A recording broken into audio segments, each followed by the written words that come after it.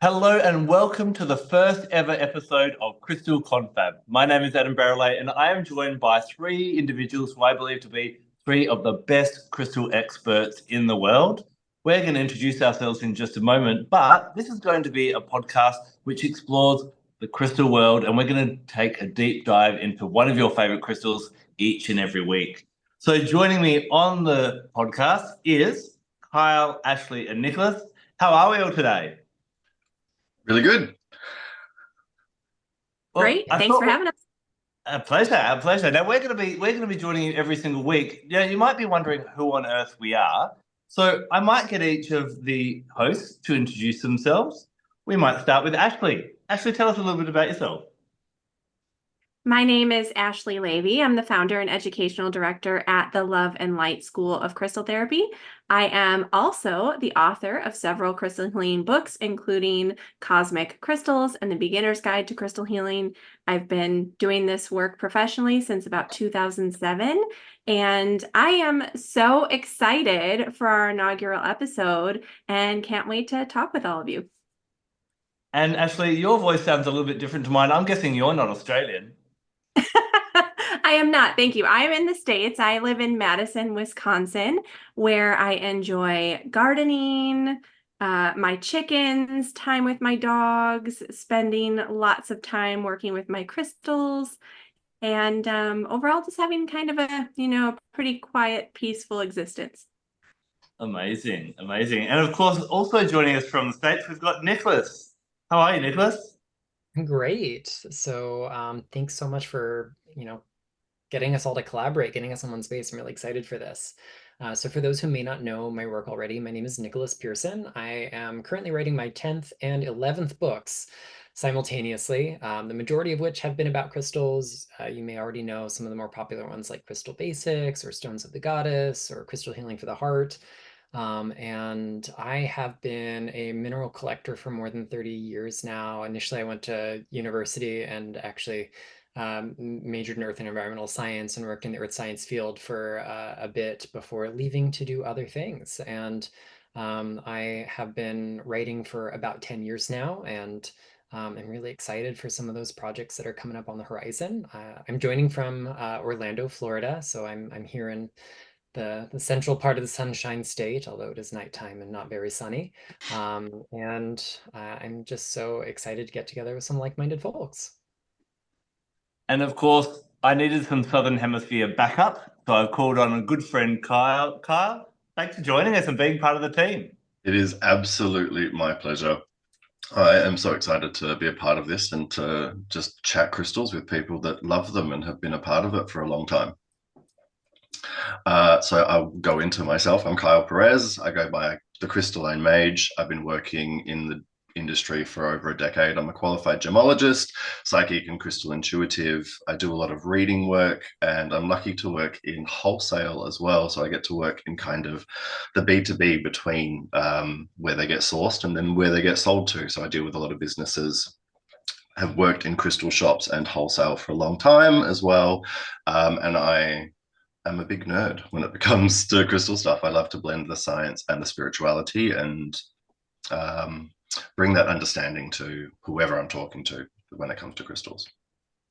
Amazing. And I also am in Perth, Western Australia with Kyle. So we are in the most isolated city in the entire world, but a very beautiful one as well. So I can look out my window and see kangaroos. I've always lived in the bush and in nature, so crystals were a big thing for me since I walked in and bought my first crystal, which was an amethyst about 30 years ago. And then they gave you a little sheet that told you what all the crystals did. And went back and bought another crystal and another crystal, and to the point now where, I would hate to try and count my crystal collection. So about 10 years ago, I was invited to write my first book, Crystal Connections. I also created a series of meditations, guided meditations for crystals that are now on iTunes, and work with crystals as well as other nature's gifts like essential oils, animal wisdom, and throw a bit of tarot and astrology in there as well.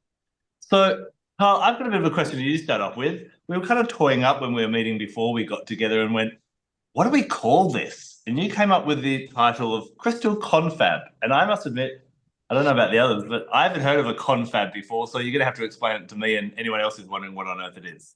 It's really, really simple. It's just an informal private discussion. And it felt like this is going to be just that, us chatting fairly informally, and we get to share that with people. And it felt, excuse me, it felt like a nice, simple, easy name to work with too. I love it. I love it. And we decided for our first episode to dive into Black Onyx. Now, Nicholas, sorry, you were talking to us earlier and you were explaining a little bit about the history of onyx. It hasn't always been recognized as the same stone, has it? No, it's kind of a fun situation here because our modern day word onyx comes to us from Greek onychos, which meant a fingernail. And it originally referred to usually like banded agates that have perfectly parallel lines. Today we call those things like spirit level agates and water level agates, and a handful of other names. But because we have these little parallel ridges in our fingernails, that's where that term was derived from.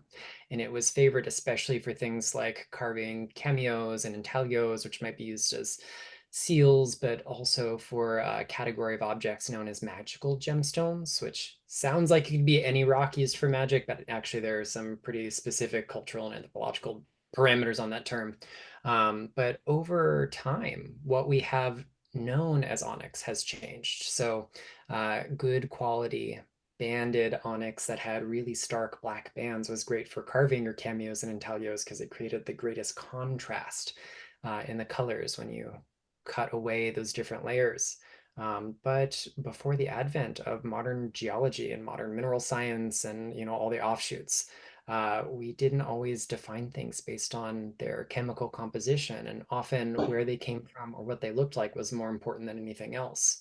So today we've seen a gradual transition away from any banded agate that has perfectly parallel bands, no wavy lines, no concentric circles, none of that, to mostly opaque stones. And they can or cannot have bands, which kind of loses the meaning of the word onyx altogether. And it would be in the Victorian period when the preference for all black onyx would basically rise to the fore because of her period of mourning after the death of Prince Albert, and she popularized jet jewelry, but others also found other gems that were acceptable in that era, that being one of them. But especially in the last few decades, we've seen a resurgence of things that we might call cultural onyxes rather than gemological ones, which are other rocks that have lots of nice parallel bands in them. And they're usually things like travertine, and other sedimentary calcareous rocks, things that are full of calcite and dolomite, which we call things like Pakistani onyx or Mexican onyx, are often given those kind of monikers of where they come from to differentiate them from our true gemological onyx, which is of course silica, is quartz. Wow. Okay, I want to say, if it's okay, because Nicholas, I love hearing about this sort of evolution of the name and how it has really changed throughout the ages, and what used to be known as onyx and what's now known as onyx and what's kind of continuing to be known as onyx. Is this, and because I don't know, and maybe maybe anyone knows, is this an instance of almost like colloquialism where people are just like grabbing onto this term? Because it almost reminds me of, like, this is the analogy I think of a lot, like a daisy. A daisy can mean a different thing to a lot of different people depending on where you live and what's around in your landscape. Is that kind of what we're seeing here? Yeah, it's definitely a case of that, and I'm sure that Kyle's going to touch on this a little bit more when we go into like our modern association with onyx and its composition and structure and things. But the word onyx is not a geological term. It is one that has cultural value, has aesthetic value, has gemological value. But if you ask a gemologist and a geologist to define a particular mineral or a particular material, we'll say, you're going to get different answers. So like jasper, great example of something that has absolutely no geological value whatsoever, only a gemological one. And even then, you're not always talking about the same substance. Even when they look really, really close, they're not. So we see a lot of these shifts because of change in fashion, change in cultural tastes, and the ideas of things that we have formed in our modern day crystal books around onyx are certainly informed by the medieval lapidary tradition, and then, you know, the late antiquity period when we see folks like Pliny the Elder and, you know, our other Roman and Greek authors beginning that kind of literary tradition of writing encyclopedias about rocks, something most of us do today, in this room at least. And there is this kind of unbroken chain, but it's really fun to go back with a geologist's mind, with a gemologist's mind, and reread those descriptions and go, wow, that's not what we think of this rock today. And there's so many reasons why that is. And some of it's because people named rocks, described rocks, wrote about rocks they'd never seen and only heard someone else's description of, or they were copying from another manuscript and another manuscript and another manuscript. So we see that today with onyx, where there's so many different materials that carry the name, even though they really aren't onyx in the sense that we anticipate from the gemological perspective. And then you ask a geologist what onyx is, and they basically don't care. They'd rather look at the specific material and tell you what minerals are in it and how they came together. So yeah, onyx is something that carries cultural meaning and not scientific meaning. But Kyle, from your background as a gemologist, what would you define as onyx today?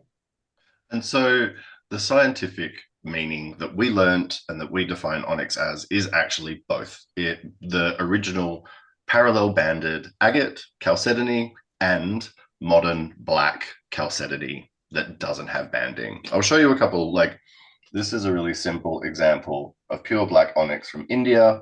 You can see by the conchoidal fracturing a little bit of quartz growth there. And this again is another sort of modern one where you get a band, nice and easy. And then this is actually the original. You can see the horizontal parallel banding in this agate. Unfortunately, it's a bit blurry, but it's sort of, that's where it started. And I love that scientifically we kind of, if you get to the basics of it, it's cryptocrystalline, microcrystalline quartz, which is tiny, tiny, itty-bitty bits of quartz intergrown together. And because they're so small, they're susceptible to inclusions. Those inclusions create opaqueness and translucency, depending on what's in the silica solution as they grow. And I think that kind of has a really great energetic connection to the way onyx works as sort of a magnetic energy, as something that helps us to create, as something that helps us to deal with shadow, as something that helps us to be grounded. I find its kind of base in silica, which is everywhere in the Earth's crust, important. And then the fact that it's included with all sorts of stuff, that's life. That's how we work. Like, life is fully included. Life is microscopic. And then there's the big picture to it. And I think when we want to work with onyx, that scientific base of all the little things coming together is life. When we're trying to manifest, when we're trying to feel grounded, when we're trying to work in life, we want to work with all the little things, all the little pieces that come together. That creates a whole picture. That creates for me, a more complete feeling, if that makes sense. I really like to know that it is complex in its simplicity. Does that make sense? Yeah, absolutely. One thing I'm sure everyone in the group gets messages from, and we love hearing messages from our followers and that type of thing, but I'm sure you often get pictures, blurry pictures sent to you of like, can you tell me what this crystal is? Which, you know, can be challenging sometimes, but I'd love to put it out to the group. What would make each of you say, oh, that black crystal, I think that's onyx? Because obviously black onyx can look like obsidian, can look like tourmaline, could look like jet, especially in a picture. How do we all help people identify an onyx in this day and age? Can I jump in quickly first? Yeah. When we did our gemo degree, you get about 2 full weeks where you're dealing with black stones. And it's obsidian, it's onyx, it's chalcedony, it's dyed stuff, it's jet. And the main descriptor, and black tourmaline, of course, the main way that I figured out was the easiest way through is weight. You'll find that Jet is super light. Shungite, super light. Jet will be the lightest, then shungite. Onyx will fall after obsidian. Obsidian will be the next lightest or heaviest because it's amorphous in its crystalline structure. It is a slightly lighter, slightly less dense. Onyx more dense, and then your black tourmaline will be the heaviest. If you happen to get like something like spinel, that's also quite heavy. Black diopside falls somewhere in between, but you rarely will mix them up because the sheen that you get in diopside is, quite distinguishable. Does that make sense? Yeah, definitely. And I guess one thing, like a lot of people have tumbled stones, don't they? The difference between if you've got two heavy tumbled stones, tourmaline doesn't tumble the best. So you don't really get a smooth surface on a tourmaline, do you? You can if it's really great quality, but you'll often see those striations. You'll often see that kind of cracked structure, that kind of affected internal structure. Yeah. Nicholas and Ashley, do you get asked a bit? Can you help me identify this crystal? Oh, all the time. I always remind people what the great geologists I've known have said, and that is no geologist worth their salt will identify a rock from a photo. And that's talking rock versus mineral, which is that nuance matters. So I like to give people points of reflection. I give them homework. All right, so if it were this, you might notice this about it. So go look for this or that. If they can't remember, I know I bought an onyx and an obsidian at the same time, like, okay, wonderful. What we're going to do is find the thinnest corner of both of these and put a very bright light behind it. And your mobile device is going to be great for this, and see what transmits. Now, it could be that in onyx, particularly if it's been dyed, you're going to have translucent portions that reveal themselves under bright lighting, but you're also going to see that kind of banded microcrystalline structure, that kind of jelly-like quality that we find in our Chalcedony group. You're not going to find the same optical quality in obsidian, but you might find some really clear translucent areas when it's backlit strongly enough. So it's giving people the tools to know how to identify it themselves, rather than to put all the weight on my shoulders as the guru, because that's not my job. I'm an educator. I want people to know how to figure these things out for themselves. So I try to give them like little teeny actionable things. I love the idea of referencing the relative density of them, but if someone's only got one, they have nothing to compare it to. And if they have two, but they're different sizes, the masses, of course, are going to be, contingent on that. So I try to stick to the optical things that I can communicate in as few words as possible. And when all else fails, if it's, a case of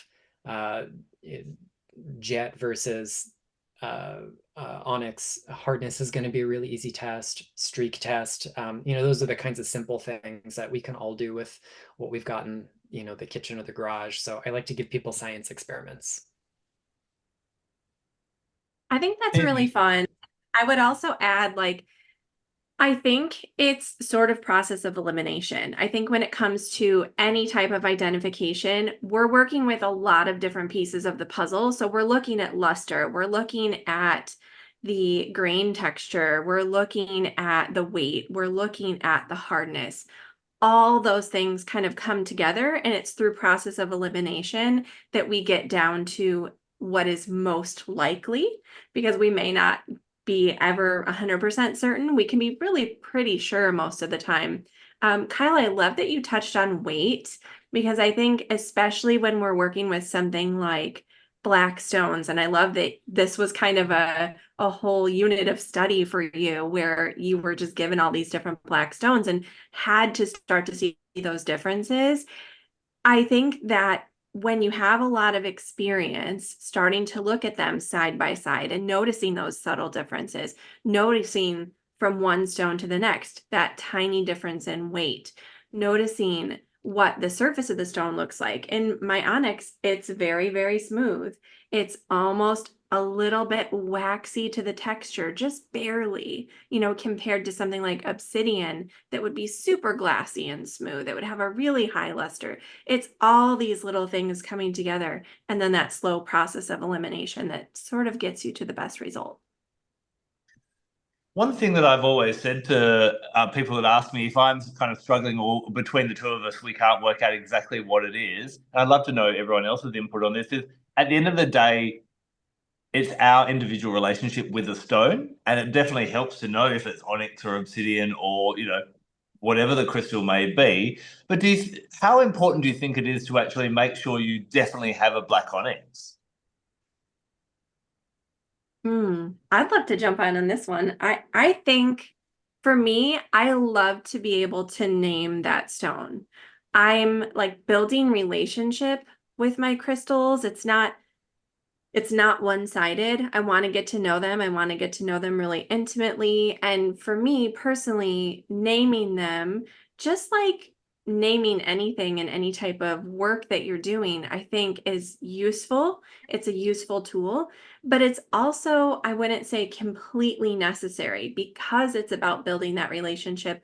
I definitely have a few like rocks in my toolkit that I still, after all these years, don't know what they are. They're things that maybe I picked up somewhere, found somewhere. I have good ideas of what they might be, but I can't 100% put a name to them. But there's still a deep relationship there. And so I think it helps provide context. It helps give you more information for that relationship building. But I also wouldn't say that I think it's 100% necessary. If there's a crystal that you feel a strong connection with, that you enjoy working with, that you're building that relationship with, at the end of the day, I don't think you have to know exactly what it is. Mm. Can I compare Nicholas? it to cooking? Oh, sorry to jump No, in. go on. I'd like to compare it to cooking. Like cooking can be really intuitive and it can be really like strict, right? You can follow a recipe really anal retentively, excuse me, and need to know the weights and everything, blah, blah, blah. And then I myself am a very intuitive cook. There are certain things that I'm like, I just know it tastes good. I just know my nonna used it for 1 billion years. So I know I add it. I don't have to know the compounds. I don't have to know exactly why, but I'll put bay leaf in every ragu I make because I have to, and that's how it's done. And I don't have to know the ins and outs of it, but I know it's bay leaf. But in other cultures, it's called something else. Like the name is going to change differently in wherever you go. So our relationship to it, has a context, but it doesn't have to be, so anal. It can be more intuitive. And I think having the base of where it comes from, what it can be, is a great place to learn from. And if you really want to know all about that and you have that mind, it's awesome and it helps. And I love the scientific side of it. I love understanding all of the nuance and I love knowing why each crystal does what it does. But I know so many people out there don't even have the time to think of it in that way. They don't even have the time to connect with crystals in that way. They do a little bit, but not to the obsessive way that we all get to, I suspect. And so just knowing enough, I think, is enough. Does that make sense? I think so. Do you think this comes down to like our human desire to want to always label things and put them in their neat little boxes, their little orderly kind of things? I mean, we don't see that a whole lot in nature, right? That's like, I feel like that's a very sort of human tendency to want to organize and classify and Totally agree. Yeah, For sure. I fully agree as well. Yeah, Nicholas, can you lay in bed at night having a crystal in your house that you haven't identified yet? I actually knows how this is going to go. In a theoretical world, no, I absolutely cannot. I have the scientist's brain. Like I've got this desire to like dissect and understand things because I find such a deep and intimate story that emerges when I can contemplate those things. And so much of the work that I do subversively, like I position myself as a lay science communicator to metaphysical folks. I just don't tell them up front that that's what I'm doing. We do it until their eyes glaze over and we move on to the next bullet point. I'm not here to indoctrinate or like force it down, but like the goal is to romanticize that story because we learn so much by it. So I absolutely have rocks in this house that I have never figured out the whole story of. I might know part of it. I know something about it. I can make some educated guesses. If I went back to the mineral science field and had, equipment that I do not have in my home office, we could, do some X-ray diffraction and some other things and figure out what these are. And it really isn't that important. But to be able to look at something in my collection and go, I know where it came from, or I know the circumstances in which I found this pebble, or I can tell that there's some really well-shaped little cross sections of quartz, which we call phenocrysts in this particular kind of igneous rock, then I know something about it, and it compels me to understand the world from its perspective, the journey that it's taken, not just what it's made out of, but the forces involved in bringing them together, and ultimately bringing them and me together. So I love solving a mystery. But over the years, I've gotten really comfortable with surrendering to the idea of mystery. I'm never going to have the whole story, so I get as much as I can. What about Well, you, Adam? I want to know. I really like to know, and I really resonate with what you were saying, actually, about that human need to categorize. I think it's, we really like that need. But I found it interesting what Nicholas was saying, that obviously before they weren't looking at the structure and the weight and all that. They were like, well, it's that colored stone from that area, that must be onyx, that must be something else, type of thing. So obviously, what we have available to us throughout time has evolved. So I think it's, yeah, I think we can do our best, but I don't think we should lose sleep. And sometimes, I guess it's, and we all probably dance in this, it's a balance between what Nicholas said, between the science and the knowing, and understanding that some things are just magical and we don't necessarily have to describe them as well. Maybe that's a dance between our yin and our yang aspects in that way. One thing this has me thinking of is like, I'm thinking of some of my students, some of my customers at my crystal shop who have gotten identifications wrong over the years, as we all have, right? And I can think very clearly about someone who had this piece of lapis that turned out to be sodalite, but she said, it makes so much sense now why I just felt something so different from this particular stone than I did from the rest of my lapis. And she told me, like, she was almost trying to kind of force what she knew of lapis, and like what Nicholas was saying, the story of lapis onto this stone, and it was just not happening. And then when I said, well, my dear, that is because you have the most beautiful sodalite of the highest quality. It is gorgeous. Like, it looks very similar to lapis. I see how you got there. And so it was just interesting that she had this kind of epiphany moment, like, oh, well, that makes sense. And because that wasn't that stone's story. So I like how you said that, Nicholas. Well, hopefully we've given everyone a bit of they've probably scrambled through all their black stones, and hopefully they've got their black onyx now. I'm glad we're able to give a few extra tools. And I, in a previous life, also worked where Kyle works in wholesale with crystals, and sometimes I'm sure you still do it today. You get a new batch of stone. We're not too sure what it is. You have to choose a sacrificial lamb, and basically you take to it with a hammer to see how it breaks apart.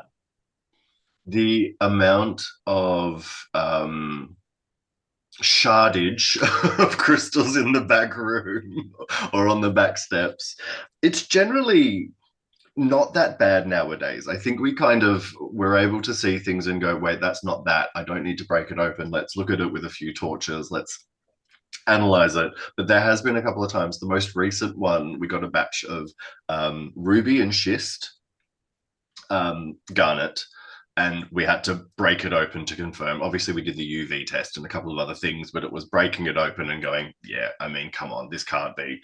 Glad we got to break one open, because it's fun to get a little bit of frustration out sometimes. Sorry for the sacrificial crystal, but it's great to know, especially because in the process of bringing them out of the ground, there's going to be a lot of breakage, and that helps you to identify. So it is actually a really important scientific process. I don't know if I'd endorse this. We're all fans of crystal therapy, but I don't know if we should be encouraging everyone to take the hammers, get the hammers out with their crystals to get rid of that anger. No. I would sacrifice, sorry for any fans, but I would sacrifice opalite to the hammer gods. I second that one for sure. Now, one thing I'm really passionate about, I'm sure we're all really passionate about, is there's a lot of people that go to shops, they buy all these crystals, they've got 10 in their handbag, 4 in their pockets, 2 in their bras and that type of thing, and they've collected all these crystals, and now they're sitting around looking pretty. So one thing we're really passionate about is giving you tools and things you can actually do with your different crystals. Now, being a black crystal, Ashley, what kind of work would you use Black Onyx for? When I think about my work with Black Onyx, the thing that most comes to mind for me is this amazing support for shadow work. So I want to sort of preemptively just define, in my view, sort of what shadow work is, because I think everyone has a little bit different idea about it. But I think it's really this tapping into the subconscious, our interior world, to better understand ourselves as a whole, to understand the things that are sort of hidden, whether, we do that intentionally or not, but those things that we don't necessarily always let the whole world see. And that we often internally sort of label as, something that is a wound, something that needs healing, something that we need to work on. This is often how we sort of think of these parts of ourselves, but really a lot of times what these parts of ourselves need is love and support and acceptance and understanding how they fit into our patterns of behavior and that sort of thing. So I think that there's this big push for a lot of people to want to get into the world of shadow work, to want to start, exploring this, but they feel very intimidated. Or maybe they've even heard of things like going horribly wrong with shadow work. I think that there's a really safe and responsible way to approach this work. For me, this was done largely through journaling. That's not everyone's cup of tea, but it's something that, I incorporate a lot into all of my healing work. So it felt to be a very natural fit for me. For other people, maybe that will be talking things out. For others, that might be meditation. For others, it might be art therapy. Like there are so many different avenues to explore. But in this process of sort of uncovering and working through these things and recognizing those less than glamorous traits that we may have, sometimes we need a bit of support. Sometimes we need some extra grounding. We need to feel that we're being held. And I have always felt Black Onyx to be that stone for me, that stone that is kind of the unconditional support. It's not just grounding in the way that black tourmaline or smoky quartz can be grounding. There's something about it that feels nurturing and supportive and almost a bit soft, giving you that soft space to process, to go through what you're going through, to dig through the hard, messy stuff in life.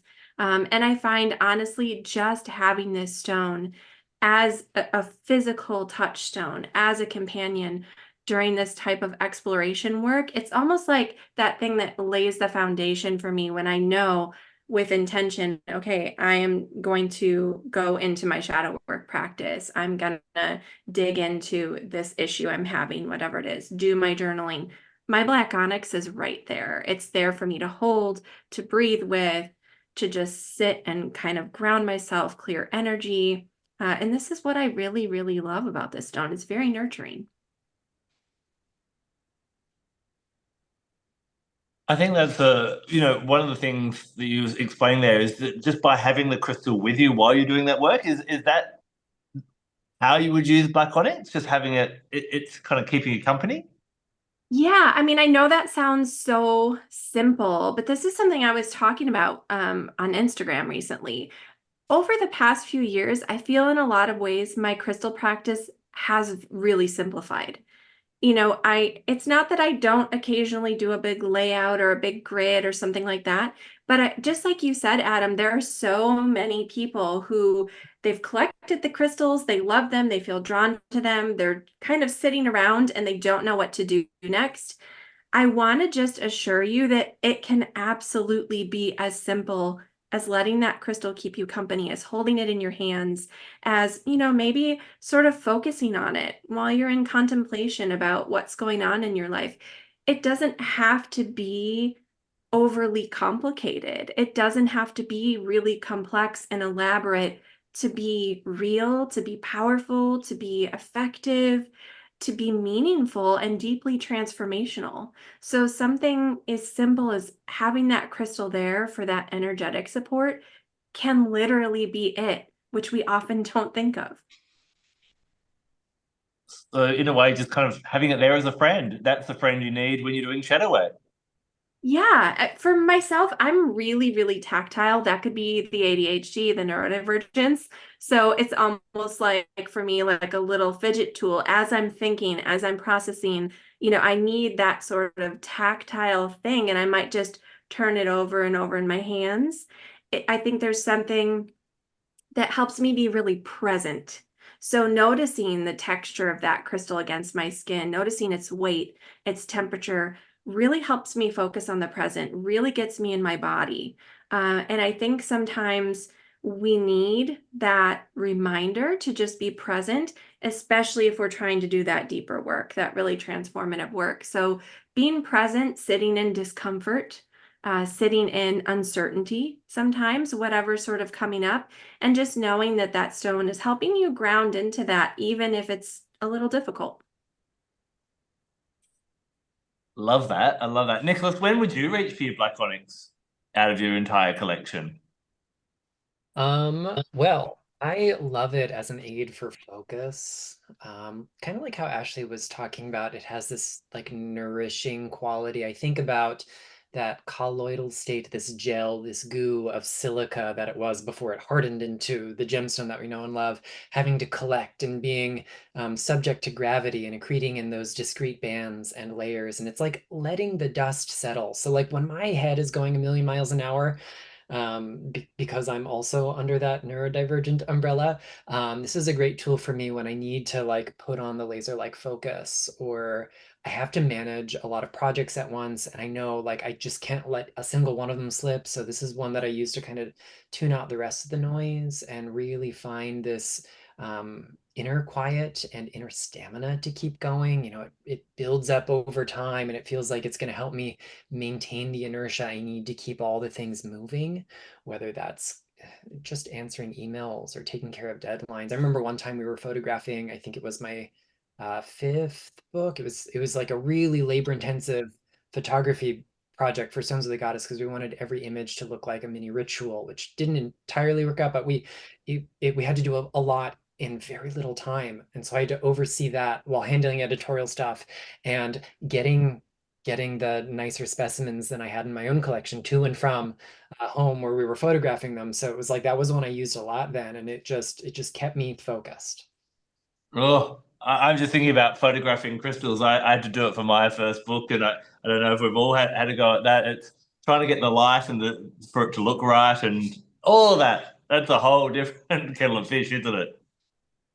Thankfully, I married a photographer. My husband has a BFA in fine art photography, so I get to outsource it, but it doesn't go very far out, and I still get to be very hands-on. But that is not my that's not my language in which I communicate the best. Like my visual language is, well, actually what I'm aiming for is to see more of the Z face catching some of the light. And that doesn't mean anything to other people.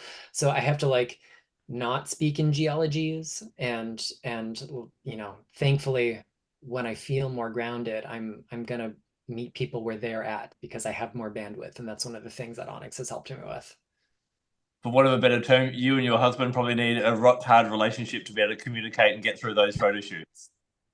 We've gotten so much better over the years. It's pretty much a breeze at this point, and I'm just grateful the next project has like 13 pictures, whereas the last project had over 450. So Love it, love it. Kyle, anything you'd also reach for Black Onyx with? Yes, for me, I sort of touched on it a little bit before, was sort of manifesting, and both Ashley and Nicholas's connections to sort of allowing yourself to confront things and face things, and also like settling and allowing things to come to you is why I love it for manifestation. That idea that it takes so many little things for what we want to come into our life, that if we can stay grounded and patient and just trot forward and do the little things that we need to do each and every day, like our washing and the dishes and going to work and cleaning, and like if you can occupy yourself while still giving yourself a little bit of intention and focus to go forward, all of a sudden your manifestation is there. All of a sudden it appears before you. All of a sudden you achieve these goals and these things that you didn't think you could, because you didn't give yourself the patience and the time, and you forgot that it doesn't take big things to make big changes. It takes lots of little things. And what I found really interesting is when I was, kind of digging through the history, and I found a myth about why onyx is actually called or refers to that fingernail and comes from that Greek word. And apparently, once upon a time, as Aphrodite or Venus was sleeping on her bed at night, Eros or Cupid, her son and the god of love, with an arrow pricked one of her fingernails and it fell on the ground. And so the gods didn't want any part of this goddess to perish or dissolve, so they actually turned it into stone. And I think this kind of myth really leans into the energy for me of Black Onyx. I think a key word for it is magnetism. And when we think of Aphrodite, or whether we think of the spider, which I often tie in with Black Onyx, most animals have to, if they want something, including humans, we go get it, we chase it. But what does spider do? She spins her web, which is an extension of herself, and then she knows that she's good enough, and she allows what she needs to come to her. And I think in that way, it's just like Aphrodite didn't go chasing lovers, they came to her. Black Onyx is a really beautiful stone and crystal for allowing us to magnetize and just step back occasionally and believe that we're good enough, and even have a bit of a vibrational check-in, because we always attract what we're a vibrational match to. So I love to just sit with it, have an intention of what I want. I even sometimes will visualize a web and like what I want to attract in that web, and hold my onyx and let that come into my life and see if I am a vibrational match for it. Adam, I love that you shared this, because you have me thinking about another way that I've used onyx and worked with onyx in the past. And it's your anecdote about Aphrodite that kind of reminded me of this. I often associate Black Onyx for myself with the goddess Persephone, with this concept of the underworld journey and the reemergence. And so this is a stone that I have placed on my ancestor altar for connecting with guidance during really difficult times and calling on that guidance from ancestors, from those who are in the other world, when I need that extra kind of spiritual support. Like, you almost need that spiritual team there kind of supporting you, rallying behind you as you're going through some of those really, difficult times. So a very, very different, concept, because I also do see onyx as being that stone that has a lot of magnetism about it, for sure. But in this instance, it's almost for me like calling in that support. I love that. I love that for sure. And this could tie in really nicely with why people may be wondering, why did you start with Black Onyx? Why not start with good old amethyst or rose quartz as our inaugural episode? But we decided to start with this because this week is the new moon in Libra. Now, we often hear, and if you're not too much into astrology, you might, see on social media pages or different blogs, oh, it's a new moon here and there. And what does that actually mean? So each zodiac sign obviously governs 1/12 of the population, determines when you were born, but it also governs a different aspect of life. And so what this allows us to do is when a planet or the moon is in one of those signs, it allows us to focus in that. So the example I always give, this is the new moon in Libra. Now, when it's a full moon in Libra, that's the best time to focus on love. We shouldn't be spending every full moon going, can I have a lover, please? Bring me my soulmate. 28 days later, can I have a soulmate, please? We're living an unbalanced life. So that's the full moon. What do we do on a new moon? Well, what I love to do is I love to think of the new moon as being like New Year's Eve, New Year's Day. So what are we doing on New Year's Eve, New Year's Day? We're reflecting on the past year. We're like, oh, thank God the year's over. Let's, get rid of that. But you're also celebrating things that are achieved. And then we're kind of planning for what are we going to do next year? Now, the difference between those that just work with the calendar year or the solar year and we who work with the lunar is we do a check-in about every 28 days. Now, as you know, it's really easy to correct course after 28 days than it is after 365 days. So what we can do is we do a minor check-in each new moon in one aspect of our lives. And then we've got 6 months until we've got the full moon. So what's Libra all about? It's about relationships and partnerships. Now, a lot of time we do focus on love, but it doesn't have to be. If you're at this point in time, you don't feel that you need to evolve anything in your love life, maybe, that's all sorted, then you can look at other partnerships. It can be business partnerships, friendships, and that type of thing as well. Where Black Onyx comes in is, we are who we hang with. That's why I'm hanging with these three amazing people to lift us all up. And so what we can do is we can get our Black Onyx, and full moons are the time to get in and get all your tools out, get all magical, do all your healing. It's high energy. But new moons, I like them to be quite reflective. And this is where I'll get my different black and dark crystals out. So what my tip is for the new moon in Libra is go sit outside, and I even say do the cup of tea meditation. What I like about cups of tea is they're like a healthy alternative to a cigarette, because you go outside, you take a few breaths, and you can't rush a hot cup of tea. So just sit outside and think about your relationships, all the relationships in your life. You hear different things like people say, we are the culmination of the 5 people we're closest to and all that type of thing. What would you like to change in the relationships in your life? And then maybe you might want to set an intention by holding the crystal. You might want to visualize the web like I referred to before and go, this is what kind of relationships I'd like to attract into my life. If we do what we've always done, we're going to get what we've always got. But Black Onyx can help to magnetize new relationships into our life to help us evolve, to meet new people, to expand in that way, and to make sure that the company we're keeping, sometimes we just keep them because, we've been friends for 20 years.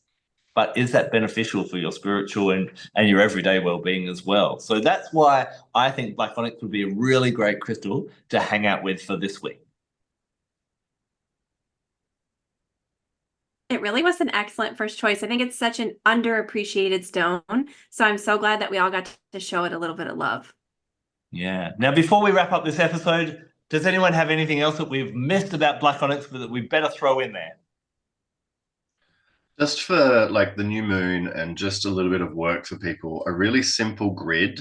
Crystal gridding is something that we can all work with. That's really, really simple. 1 piece of Black Onyx as a center point. And if you have clear quartz, generally everyone has a few pieces of clear quartz, a couple of tumblestones or a couple of points. If you can have 4 points or 4 pieces pointing their energy towards the onyx or directing with intention the energy towards the onyx, you could sit that on your bedside table, you could have it on an altar, in a drawer, wherever, and even write that intention of who you're trying to manifest, what you're trying to manifest, the relationships, etc. Just simple, 1 word, little bits under the onyx in the middle, and just let it work. Super simple, but really easy. And I love having grids because you can look at them and focus your energy on them every day and kind of receive that back. I love that. So hopefully we've given everyone a little bit of homework or a little bit of home play. Get your Black Onyx out. Make sure you've got a Black Onyx. If you haven't, there's going to be a demand at the local crystal shops, and always support your local crystal shops as well. Play around with your Black Onyx, and we'd love to know how you go. Let us know in the comment section. This is going to be available on YouTube, on all our channels, and through the popular podcast platforms as well. If you're interested, we're also going to have in the notes about a little bit about us and where you can find us all. So we'd really encourage you, whether you found us through one of us or just through a popular site, please follow us all, because we all share a little bit about different crystals in different ways. And as I often say, none of us are right, but none of us are wrong. We're here to act as your guides to help you further your own relationship with the crystals as well. Ashley, Nicholas, Kyle, thank you very much for joining us on our very first episode of Crystal Confab. Thank you. Thank you. We'll see you again next week when we dive into another crystal. Let us know what you'd like us to dive into on social media. Until then, take care. Bye.